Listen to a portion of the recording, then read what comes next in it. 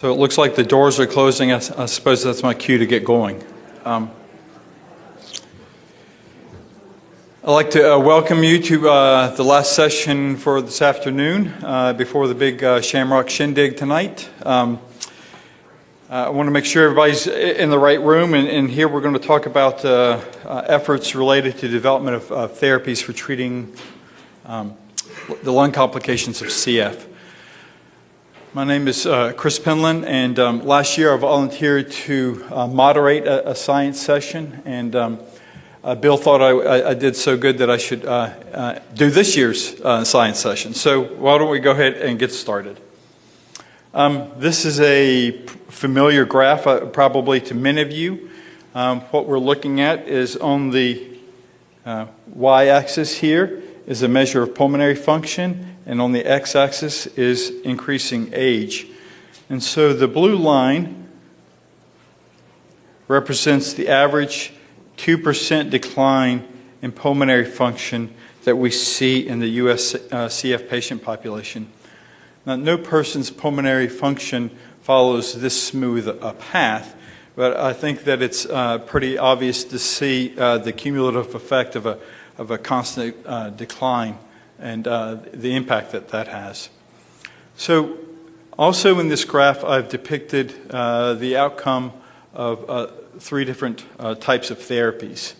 In the gray line is a therapy which provides an immediate 5% improvement in pulmonary function, but has no impact on the rate of lung function decline. And so this immediate 5% improvement is it's quite easy to see and measure, but the cumulative loss over the years continues to take its toll. The benefit of a therapy that is going to decrease the rate of the loss of lung function, as depicted here in the this orangish reddish line, is not very. The clinical benefit of that is not very easy to see immediately. Because we need 3 years of treatment to see that same 5% effect as compared to the control versus this immediate benefit. But the long-term benefits of such a therapy are quite obvious. And so here again, of this orangish line, it's a 5%. It's a 50% reduction in pulmonary function decline. The benefit is not seen early, but the benefit shows up late. A treatment that is going to give you an immediate effect or improvement in pulmonary function and also decreases the rate of loss of lung function is the best of both worlds. And obviously the holy grail is going to be a therapy which gives you an immediate benefit in pulmonary function and prevents the future loss of lung function. So let's take a closer look at really what underlies this attrition or this loss of lung function over time.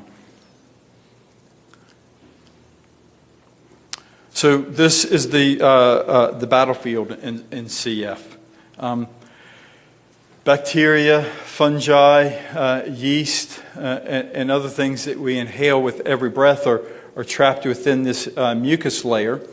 And through the activity of these little hair-like cells called cilia, normally this mucus with all of these organisms and other objects in it is moved up and out of the airway. And in the non-CF condition, as these organisms are inhaled, then they're killed pretty immediately. In CF, we already know that we have a mucus transport problem. The mucus is quite thick and sticky due to the absence of CFTR function. Inhaled bacteria and fungi and other things that that get stuck in this thick, sticky mucus are initially killed, like they should be, but eventually their numbers become too many, or they adapt and they become resistant to the body's natural host defenses. So that's colonization. If those bacteria make you sick, then that's an infection.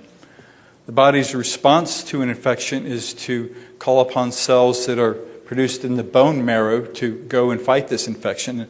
And the first to arrive on the scene are cells known as neutrophils. So neutrophils are quite remarkable, is that they are produced in the bone marrow and they travel to the site of infection via the bloodstream, and then they squeeze through this barrier that lies at the edge of all of our blood vessels, and then crosses many more obstacles on their way to fight the infection. So in CF, the neutrophils are both helpful and harmful. The neutrophils use two processes, one termed phagocytosis, the other one called netosis, to kill bacteria and fungi. But an important element in both of those processes is a neutrophil-produced protein called neutrophil elastase. So neutrophil elastase recognizes a specific amino acid sequence. It goes in a protein, identifies these amino acid sequences, and then starts chopping up that protein at those sequences. So it's important to realize that it doesn't matter the origin of the protein. Elastase doesn't discriminate. So bacteria and fungi, and unfortunately, proteins that provide structural rigidity and shape to the airway wall all contain this amino acid sequence. And so the elastase that is needed to help kill the bacteria is also causing the tissue destruction in the lung. And so complicating matters even further, elastase causes mucus-producing cells to secrete more mucus, and we already know that that's hard to clear. So you have structural proteins that give shape to the airway are being chopped up. You have mucus being secreted into the airway. In the end, what you have is inflammation, and so inflammation is the body's natural response to try and fix the damage that's been caused by destruction. And so when you have this inflammation, the walls of the airway become thicker, the mucus is being secreted into the airway, and the combined effect is a reduction in the cross-sectional diameter of the airway. So essentially this tube in which air is supposed to flow has a smaller diameter. That means there's more resistance to airflow, and this is measured in terms of a decrease in pulmonary function. So this is what inflammation is in CF. Now, if not resolved, this inflammatory process is eventually going to cause the total destruction of the muscle layer, as well as other structural elements in the airway, and the airway becomes what's known as floppy. You can best imagine this as a wet paper cardboard tube. And so when physicians speak of structural lung disease, this is what they're talking about. So this whole process here and the body's attempt to fight infection is what underlies the inflammation and the loss of lung function in CF. So with what I've just described, it would seem pretty logical that trying to decrease the infection or controlling inflammation is the way to preserve lung function. But preserving lung function is very difficult to measure. That's essentially, you're trying to measure the status quo. And you really need something to change to understand whether or not the treatment that you're examining is having the desired effect. Pulmonary exacerbations are the antithesis to the status quo. These are rapid changes in pulmonary signs and symptoms thought to be due to either new infections or the change in the nature of an existing infection.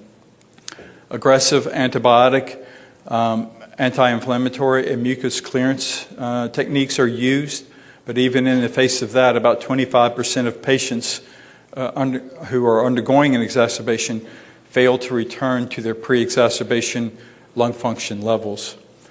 These pulmonary exacerbations are also linked to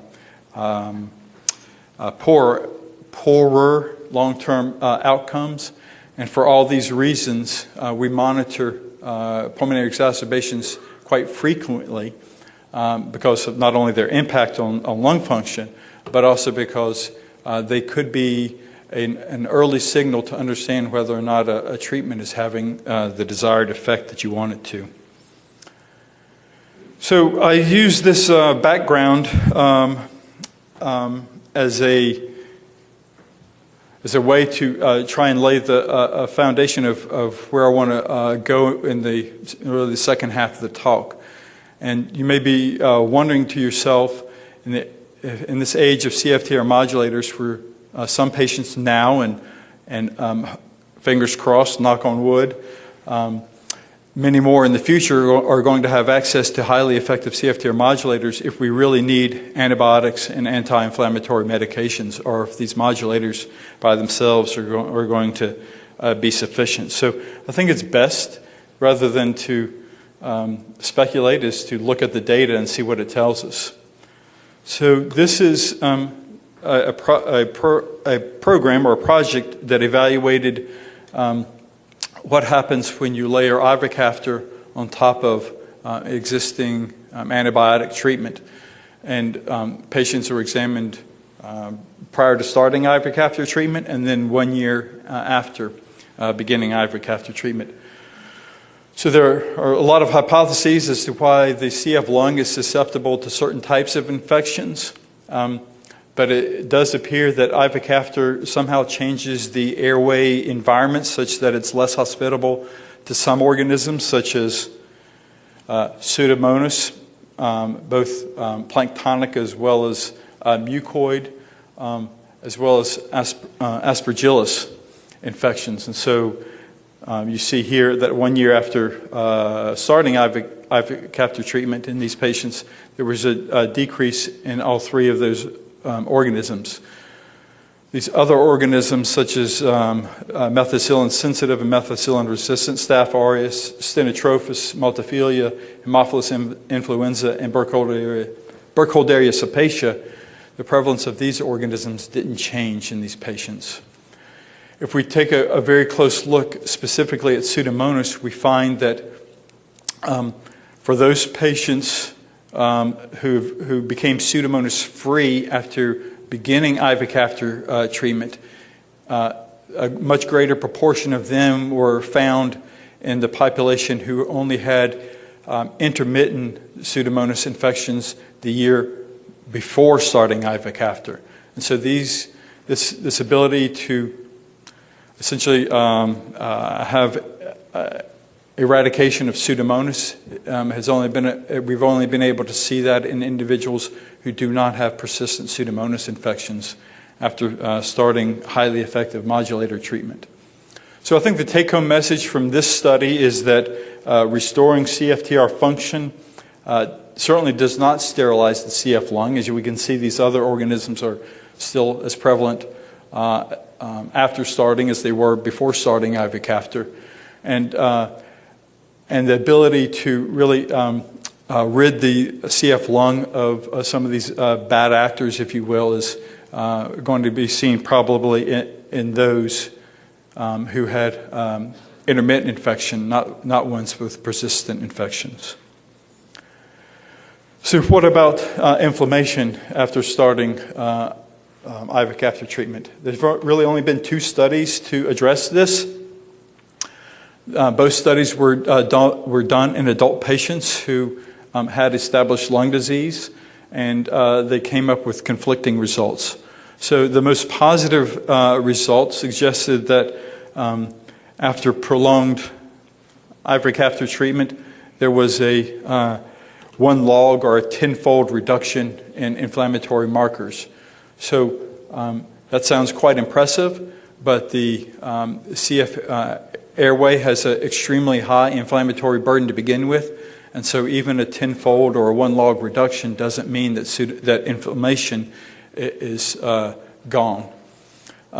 So I think the take-home message from this study, or actually from these 2 studies, is that CFTR restoration does not end airways inflammation, especially in persons with established lung disease. What we do not know is whether or not restoring CFTR function before there's evidence of airways disease is going to prevent inflammation and infection from occurring. This is an extremely important question because we know that even in infants who are diagnosed through newborn screening, there's evidence of structural airways disease, and that structural airways disease correlates with the number of neutrophils in the airway, the neutrophil elastase levels in the airway, and the number of Pseudomonas in the airway. So I think that if I turn now to the last piece of evidence and ask what happens with pulmonary exacerbations, these rapid onset, very acute decreases in pulmonary function, and ask what happens when modulators are on board, we see here the results from the Ivacaftor phase 3 trial in G551D patients, and in the Lumacaftor and Ivacaftor phase 3 trial of homozygous delta F508 patients. The same thing was seen in the Tezacaftor Ivacaftor phase 3 trial. There's a reduction in the rate of pulmonary exacerbations, but exacerbations are not stopped completely. So if we take all of this evidence together, it would suggest that the answer to our question is that even in the face of highly effective modulator treatment, we're still going to need effective antibiotics and anti-inflammatory agents. So this graph depicts our investments in non-CFTR modulator projects in 2017. So the number of programs that we invested in is in white. The amount of that we invested in each therapeutic space is in the black text. Bill yesterday addressed some of these topics, or essentially addressed all of them, and I thought I would spend a little bit of time here in the last half of my presentation to go a little bit more in depth on a couple of them. So returning to this battlefield and trying to think about where it is we should target. If you're going to develop a medicine, you want to interfere with the biological process, and that biological process you want to have you want in the end it to yield a clinical benefit. And so some of the logical places to target would be killing the bacteria and other organisms that enter the airway, tempering the number of neutrophils that rush into the airway so that it's more like non-CF, and inhibiting the neutrophil elastase, which is causing all of the tissue damage. So if we look at our investments in antibiotic development projects, our investments span from early drug discovery all the way down to phase 3 clinical trials. We're going after organisms such as Pseudomonas, non-tuberculosis mycobacteria, Aspergillus, methicillin-resistant Staph aureus, and Burkholderia cepacia. Now, I'm not going to go into depth on all of these, but I do think that some results from Curum Pharma right here deserve special mention because of their focus upon non-tuberculosis mycobacteria, which is a growing problem in CF. So this organism, which is related to tuberculosis, is the incidence of it is growing in CF and in other susceptible patient populations. CF patients can be infected either by non-tubercular Mycobacteria abscessus or avium, two separate strains, or actually two separate species rather. The abscessus is of the two is the is the worst actor, I suppose is the right way to describe it, and that's based upon this increased loss of lung function decline after infection with abscessus as compared to what is seen with the avium species of NTM. So Curum Pharma is seeking to do what's called reformulation. And so they're taking drugs that have traditionally been delivered via the mouth or oral route and seeking to put them into a form in which they can be inhaled. And the reason that they want to do this is they want to increase the exposure of the lung to the drug by delivering it directly to the lung. In this data that they kindly shared with me, they are looking at a number of different drugs that are already out on the market, and they're reformulating them. And what they are doing here is they've established a abscessus infection in a mouse, so a mouse pulmonary abscessus infection, and evaluating the change in the amount of abscessus when they either deliver the drug via the mouth or via the lung as compared to no treatment at all. And so you can see that a direct installation of this drug into the lung gives you a quite large decrease in the amount of abscessus, Mycobacteria abscessus in the lung, even as compared to the normal way that this lung is delivered, and that's via the mouth. So this is extremely exciting and encouraging preliminary data, and Curum Pharma is using this as well as other studies to try and choose which drugs to move into late-stage preclinical studies that would support, hopefully, later clinical trials. So we definitely hope that that other companies that are choosing to enter into the NTM fray are going to have similar or even better success than this. If I turn my attention to our investments in, into anti-inflammatory projects, our investments here are dominated by supportive clinical trials. Essentially, all of these clinical trials are focused upon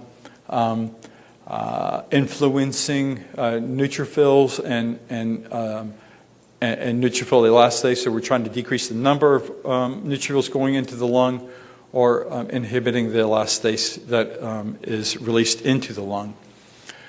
I would point out that there's a very large clinical trial from Celtaxis, a phase 2 clinical trial that's going to read out this summer.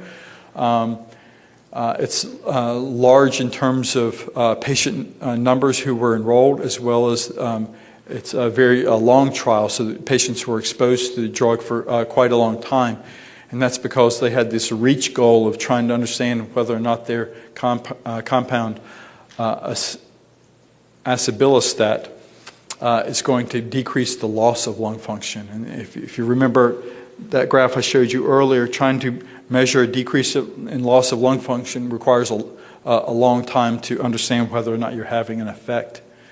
As for data, I'd like to share with you some results about a inhaled neutrophil elastase inhibitor that is being brought forward by a company called Santhera. So these are results from a phase 1A clinical trial. On the y-axis, we have the amount of neutrophil elastase activity as measured in sputum samples obtained from these patients. And it's a comparison to what their neutrophil elastase the measured neutrophil elastase activity was before taking drug.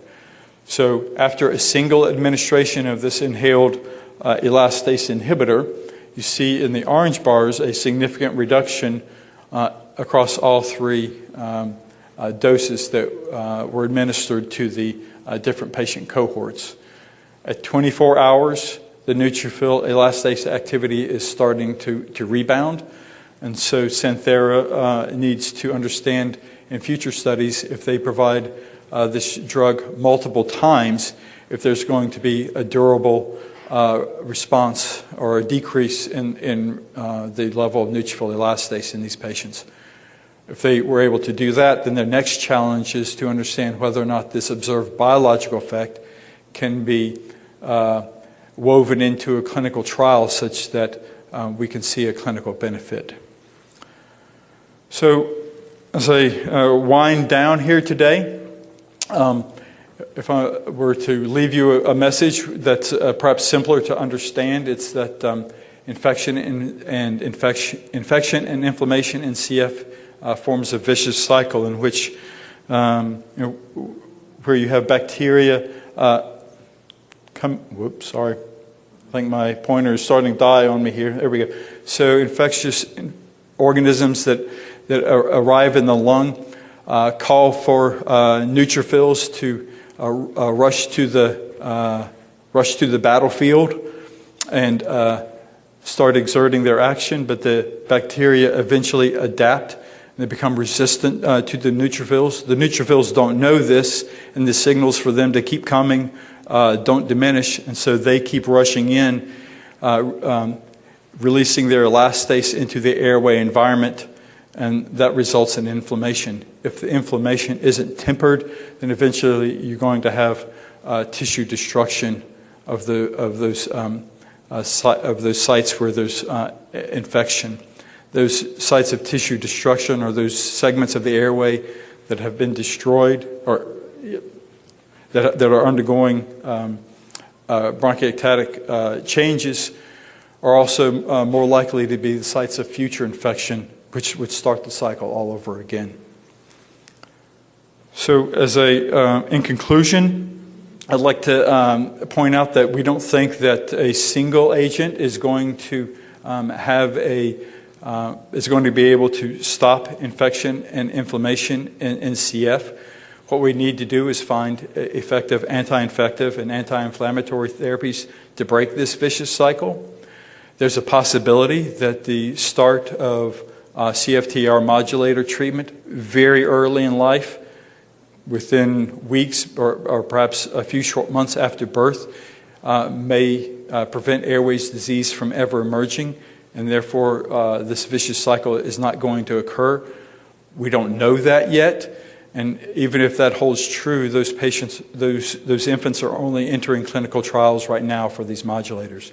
And so today we have generations of patients with CF who have structural lung disease that are going to need effective anti-infective and anti-inflammatory therapies that will break the cycle and hopefully add years to their lives. So I think I'd like to thank you for your attention. I'd be happy to answer any questions that you might have. All right. What? Hold on, let me get a microphone so people online can hear. Do you have any information on side effects? Of which one? The inflammatory agents in general. Oh, okay, sure. All right, so certainly anti-inflammatory agents, we need to strike there's a critical balance. And so if you have too robust an anti-inflammatory effect, you could have a rapid expansion of the infecting organism. So we need to have a inflammatory response that is, what's the right way to describe this?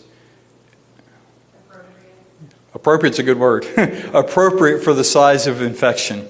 So in CF, we know that many more neutrophils than normal rush into the airway per infecting organism. And so if we can normalize that, we can hopefully keep the infectious organism from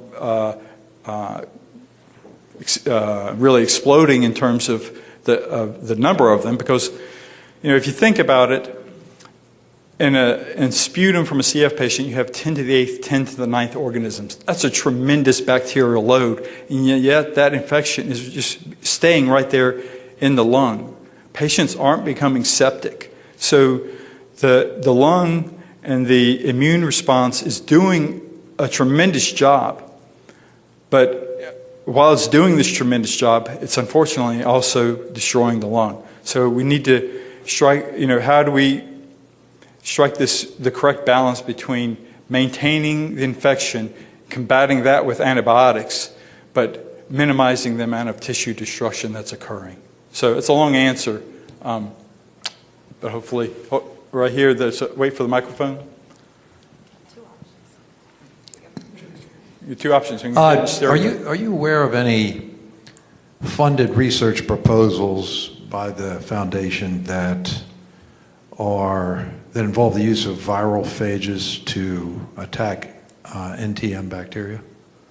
So we're not investing in phage or phage therapy right now. I think Preston mentioned yesterday that we had earlier supported a company called Biocontrol that was looking at phage treatment or phage treatment. Biocontrol eventually became a company called Amplify, and they're continuing along these lines. They're not looking at NTM that I'm aware of. They're concentrating upon Pseudomonas and perhaps Staph aureus, but I think mainly Pseudomonas. So phage therapy is, if done right, it's quite effective. But the problem is that it's probably a one-time treatment for each species, for each particular organism. And so the ability to have repeat treatments is not likely to be doable. Bill, I don't know if you want to expand upon that any? So, if you think about, like if you had an ear infection, a phage therapy may be a great way to treat that. But if you have recurrent infection, I don't think that a phage treatment is going to be the most appropriate way to go. Any other questions from the audience? I have any one more online? question. Can you talk a little? It's me. Can you raise your hand? Oh. Can you speak a little bit more about some of the research that's being done on the biofilm? Sure. Explain that a little bit more to the audience too. Like, is it biofilm for Pseudomonas? Is it biofilm for MRSA? Is it all the biofilms for all of them, or which one is the worst one? So let's make sure that everybody knows what a biofilm is first. So bacteria have this communication system amongst themselves. It's a chemical communication system, and essentially it tells other of the same bacteria how many of them are us. Right? How many of them, or how many of us are around? All right. And if you have the right number around, so if you get over this threshold, then the bacteria start changing their gene expression. And when they change their gene expression, they become more of a community rather than singletons. And as they become a community, they start producing, for Pseudomonas, this polysaccharide called alginate.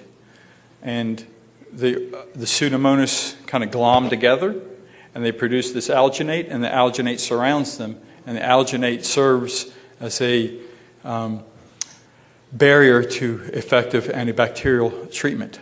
So the question is, and other organisms do this too, it's just that their biofilm is perhaps made up of polysaccharides other than alginate. So the question is, do we want to, or are we going after biofilms? So that is, if we went after biofilms directly, that's not going to kill the bacteria. You still need an antibiotic. What we are doing, however, is trying to, where'd my clicker go? Develop treatments which really could care less if the biofilm is there. So treatments like inhaled nitric oxide. This is a gas. It can easily diffuse through the biofilm and reach the bacteria. There's this other agent called gallium that's being evaluated. Gallium acts like a Trojan horse, and it goes in, and if you look at the periodic table of elements, iron it's a metal that bacteria are highly dependent upon for the metabolic processes. We are too for some metabolic processes, but right below it on the periodic table is gallium. So we can use gallium to go in and trick the Pseudomonas and other organisms into thinking that what they're doing is they are acquiring iron from the environment, when in fact what they're doing is acquiring gallium from the environment and poisoning their metabolic pathways. Gallium, when we look at biofilms grown in the laboratory and you expose these biofilms to tobramycin, what you see is a zone of killing, which is the outside of the biofilm. So think of the biofilm. Think of the biofilm as this stalk or this tower of Pseudomonas. And if we cut it in half and look down on top of it after we've exposed it to tobramycin, we can see only the perimeter, only the cells on the perimeter have been killed. But when we use gallium, only the cells on the interior are killed. So gallium is killing the cells on the interior by tricking them into taking up this heavy metal and poisoning their metabolic systems. And then Toby, which is used by almost all patients already, can kill the organisms on the outside. And so even if they're residing in a biofilm, we have ways to kill the organism.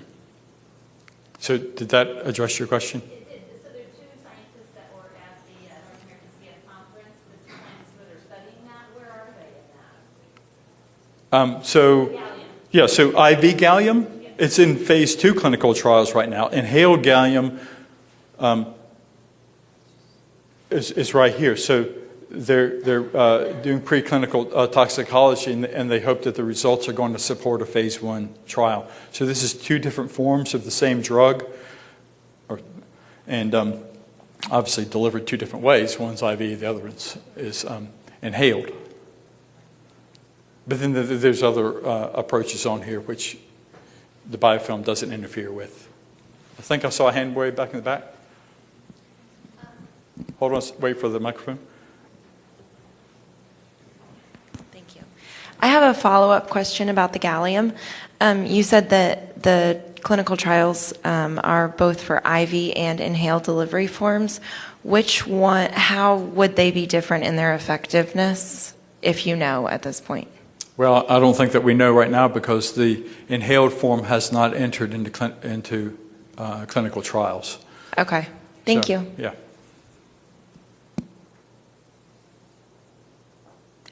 So I don't see any questions popping up online.